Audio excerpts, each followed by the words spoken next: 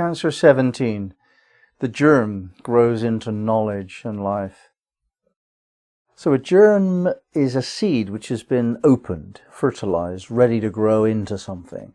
And we're no less than that. We're much more than that, in fact. But the metaphor here is to look at the aspect of us which is in seed form, the potential ready to grow. Everything which is alive has the inclination to grow. And in our case, we're inclined to develop more and more of our potentialities and to realize them.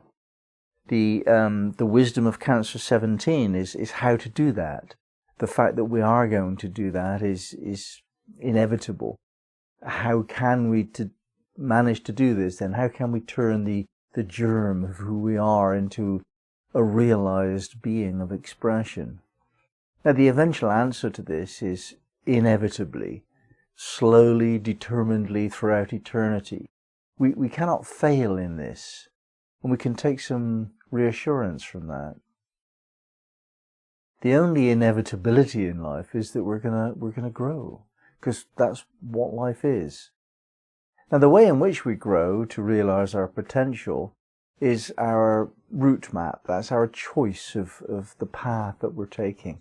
And some people like to go straight and fast, like on a motorway. And other people like to go the quiet country routes, circuitously, enjoying the beauty and stopping off here and there. And as a metaphor for our life journey, some of us really are ambitious to forge forward and become realized as soon as possible. And there's great benefit in that. We expand the soul's reach throughout eternity. We never get smaller after that experience. Even after this life, we enjoy the benefits of the work we've done here.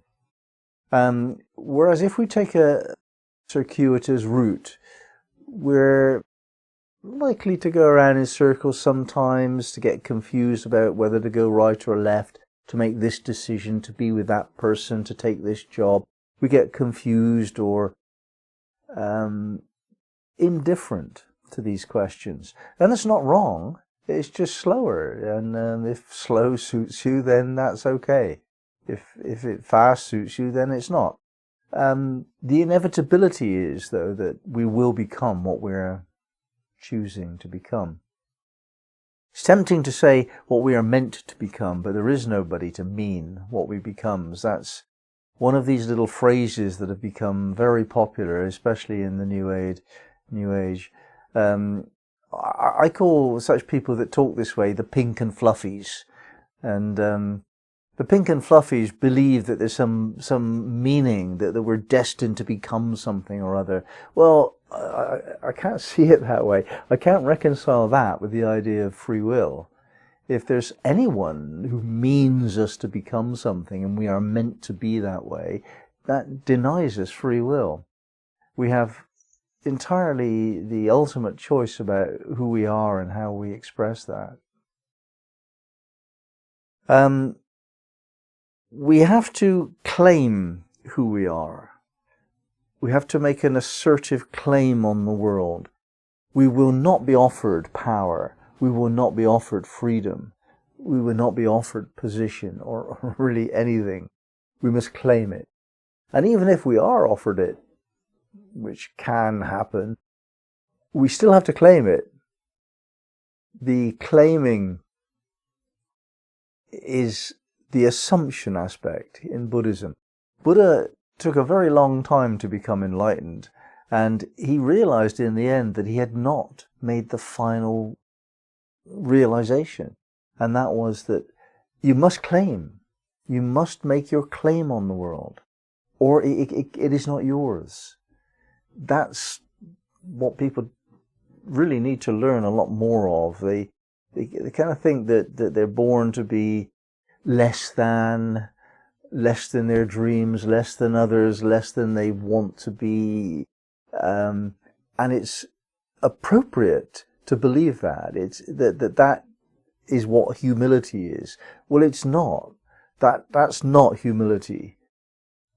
We're grand, we're wonderful, we're exuberant, we're enthusiastic with the presence of God flowing within us. That's not a humble experience. That's a glorious experience. Humility is something completely different from that. Those of us that say, oh, I'm not special, I feel special, but I know that's an arrogant feeling of egotism. No, it's not. It's not at all. Claim it. That's what claiming feels like. I'm special. Yeah, I love it. And I'm going to make sure everybody else knows I'm special. Now, of course, you're going to come up with other people who also think they're special. Some of them claiming and some of them inwardly resentful because they cannot make their claims sometimes, quite often, and subject to poverty consciousness and victim consciousness. Now, whichever type you come across, whether somebody's claiming your space when you want it, or somebody's giving you space when they don't really think you should have it, either way, you've got a problem on your hands. So we need to develop how to be in relation to others as we make our claim on the world. Now, this perhaps is the mystery of all mysteries. This is reflexive self-consciousness. This is the golden rule. Do as to others as you'd have them do unto you. If you want to claim on the world, then you're going to have other people making a claim on you. What are you going to do about that? Now, you can attack, you can defend. They don't really work very well. What you can do is embrace. And whoever comes to you, embrace them as a part of your claim, somehow. Now, that somehow is interesting. You have to be imaginative. You have to be creative.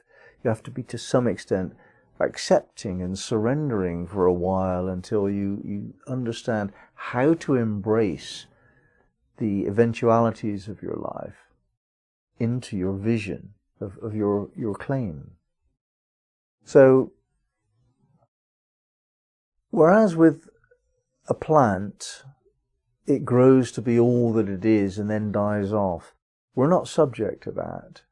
The germination of our soul self into full realization has no death, has no cycle of death. We just grow and grow and grow and grow in wonderment. And the expression of that wonderment is in itself the inspiration for others to be in wonderment at us. If we fail to impress the world with our glory, then, well, why did we do that?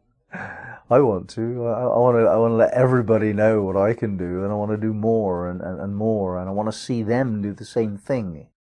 I want to mix with people that are all doing that, so that all of us together are saying, yeah, I can do this.